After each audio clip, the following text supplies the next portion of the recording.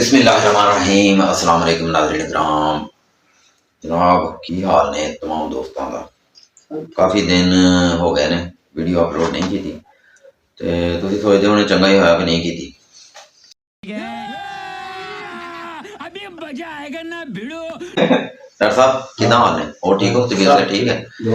ते डॉक्टर साहब अज कुछ तुसीं सुनाना है ते अज कुछ मैं सुनाना है ते उम्मीद अल्लाह दे घर दे विच कि साडे दोस्तां नूं इंशाअल्लाह पसंद आएगा।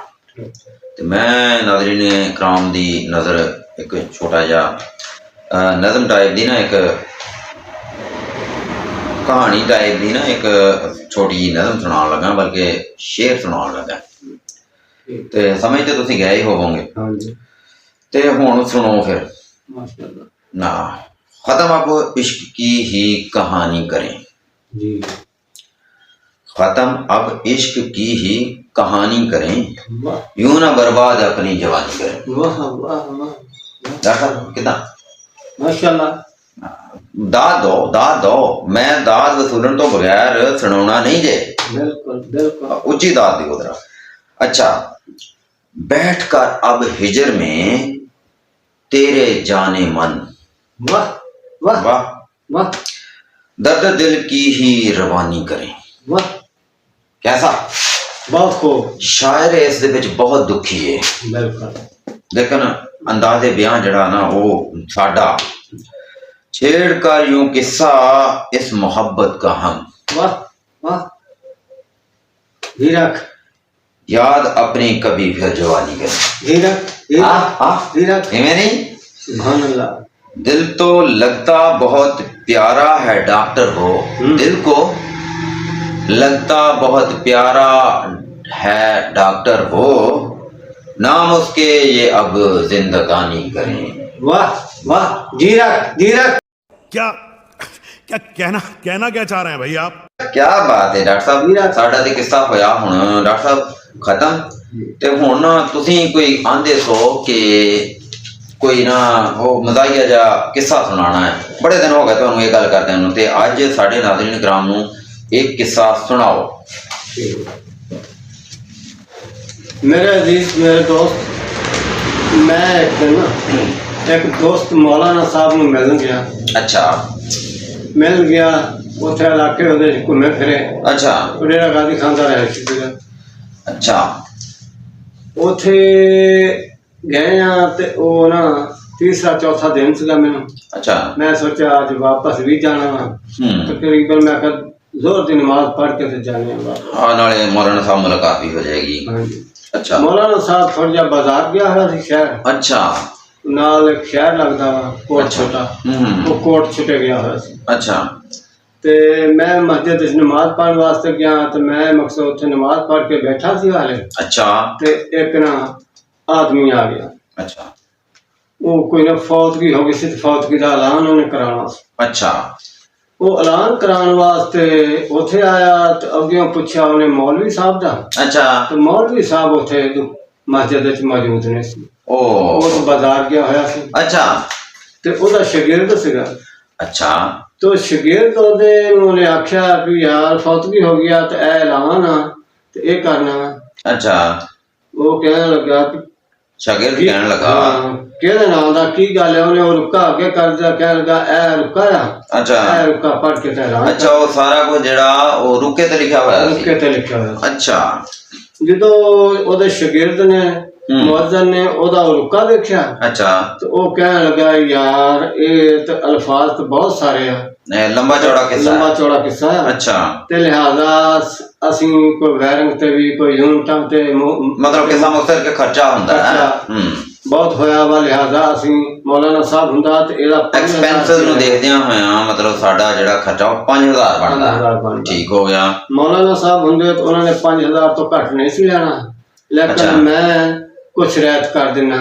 अच्छा, 1000 दे विच कर देना बस। फिर तो सस्ता सौदा हो गया ना। अच्छा, वो भी शागिर्द करके मौलाना साहब हुंदा तो 5000 तो नहीं सी घटना। सही है। उन्हें कहा कि ठीक है। अच्छा, दे पैसे मैं ऐलान कर देना। ठीक हो गया। जेब च हाथ मार के उन्हें पैसे कढ़े उन्हें फड़ा देते। ठीक हो गया। ਉਹਨੇ ਫੜੇ ਪੈਸੇ ਫੜ ਕੇ ਜੇਬ ਵਿੱਚ ਪਾਉਣ ਲੱਗਾ। ਉਹਨੇ ਕਿਹਾ ਰੁਕ ਜਾ, ਇਹਨਾਂ ਨੂੰ ਗਿਣ ਲਾ। ਗੁੱਡ। ਉਹ ਕਹਿਣ ਲੱਗਾ ਵੀ ਕੋਈ ਨਹੀਂ, ਮੈਨੂੰ ਤੇਰੇ ਉੱਤੇ ਯਕੀਨ ਆ।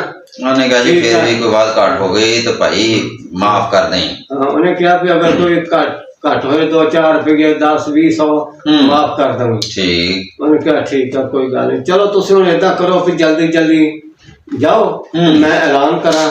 ਸਹੀ।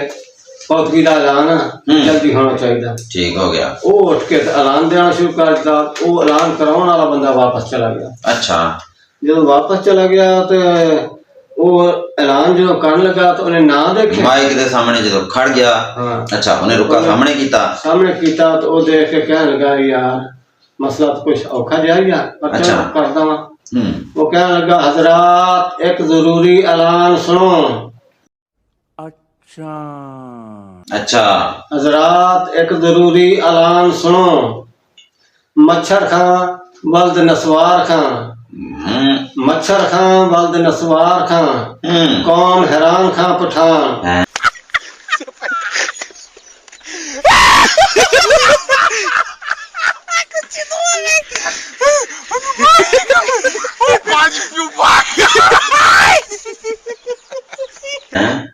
अच्छा ਜਦੋਂ ਇਹ ਦੇਖਿਆ ਕਿ ਇਹ ਤਾਂ ਨਾ ਹੀ ਬੜੇ ਔਖੇ ਕਿਹੜੇ ਪੰਗੇ ਚ ਪੈ ਗਿਆ। ਮੈਂ ਕਰ ਕੀ ਬੈਠਾ ਵਾਂ। ਅੱਛਾ। ਰੁਪਈਆ 1000 ਨਾ ਐੜੇ 10,000 ਵਾਲੇ ਨਾ। ਅੱਛਾ। ਉਹ ਖੈਰ ਥੋੜਾ ਜਿਹਾ ਗਮਗੀਨ ਹੋਇਆ। ਅਖੀਰ ਉਹਨੇ ਮਗਰ ਦੌੜਾਨ ਵੀ ਬੰਦੇ ਨੂੰ ਦੇਖਾ, ਪਰ ਉਹਨੇ ਸੋਚਿਆ ਹੁਣ ਤੋਂ ਨਿਕਲ ਗਿਆ 2-4 ਏਕੜ ਨਿਕਲ ਗਿਆ, ਹੁਣ ਘਰ ਹੀ ਦਵਾਂ, ਚਲ ਕੋਈ ਗੱਲ ਨਹੀਂ। ਦੁਬਾਰਾ ਸ਼ੁਰੂ ਹੋ ਗਿਆ। ਉਹ ਫਿਰ ਦੁਬਾਰਾ ਸ਼ੁਰੂ ਹੋ ਗਿਆ। ਠੀਕ। हजरात एक जरूरी ऐलान सुनो। अच्छा। हजरात एक जरूरी ऐलान सुनो। हाँ जी। मच्छर खां बल्द नस्वार खां पठान, कौम हैरान खां पठान। बीमारीपुर तहसील बीमारीपुर जिला सेहतनगर दी बेटी दा प्यो जिंदगी तो तंग आके मर गया। अच्छा। जिंदगी तो तंग आके मर गया। ਇਹਦਾ ਕੱਲ ਬਾਰੋਜ਼ ਜੁਮਾ 2 ਖੁਤਬਿਆਂ ਦੇ ਦਰਮਿਆਨ ਨਮਾਜ਼ ਜਨਾਜ਼ਾ ਹੋਏਗਾ।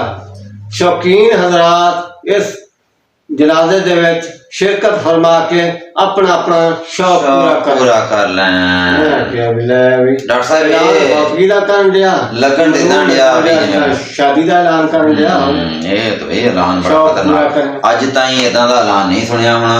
ਉਮੀਦ ਹੈ ਸਾਡੇ ਨਾਜ਼ਰੀਨ ਨੂੰ ਇਹ ਪ੍ਰੋਗਰਾਮ ਵਾਕਿਆ ਸਾਰਾ ਕਿੱਸਾ ਜਿਹੜਾ ਵੀ ਹੈ ਉਹ ਪਸੰਦ ਆਇਆ ਹੋਵੇਗਾ।